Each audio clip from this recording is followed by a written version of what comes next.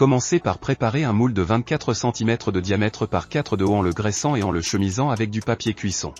Partagez en deux les 250 g de cerneaux de noix. Hachez grossièrement 125 g. Puis mixez finement les autres 125 g. Versez-les dans un récipient et ajoutez les 90 g de farine et le demi-sachet de levure chimique et mélangez l'ensemble.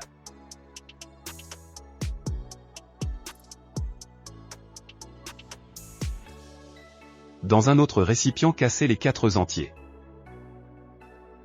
Ajoutez les 120 g de cassonade, les 60 g de sucre vergeoise ainsi que les 2 pincées de sel. Mélangez l'ensemble pendant une bonne minute.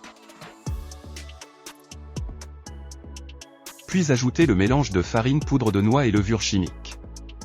Commencez à mélanger puis ajoutez la cuillère à café de vanille en poudre.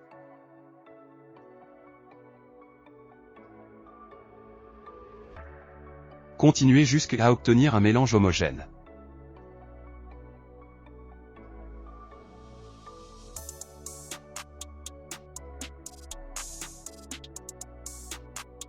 Ajoutez ensuite les 120 g de beurre fondu et refroidi ainsi que les 60 g d'huile de noix.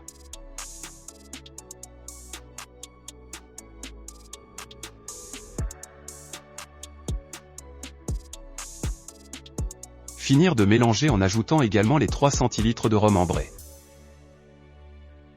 Préchauffez votre four à 180 degrés.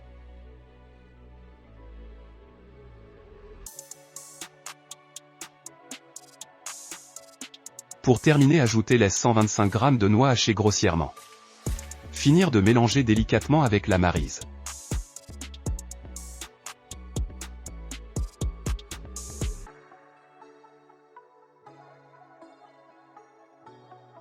Versez la préparation dans votre moule beurré et chemisé. Bien la répartir uniformément.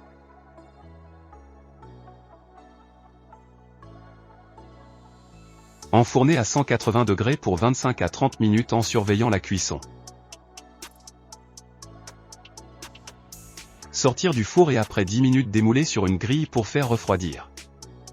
Faire fondre les 150 g de chocolat au lait au bain-marie. Puis en remuant faire retomber la température à 27 ou 28 degrés.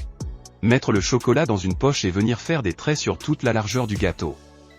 Tourner d'un quart de tour et recommencer l'opération en biais. Vous pouvez aussi décorer à votre façon et pourquoi pas napper complètement le gâteau de chocolat. Laissez bien refroidir. Votre gâteau aux noix moelleux est prêt à être dégusté. En vous donnant rendez-vous très bientôt pour une nouvelle recette sur Ma Petite Pâtisserie.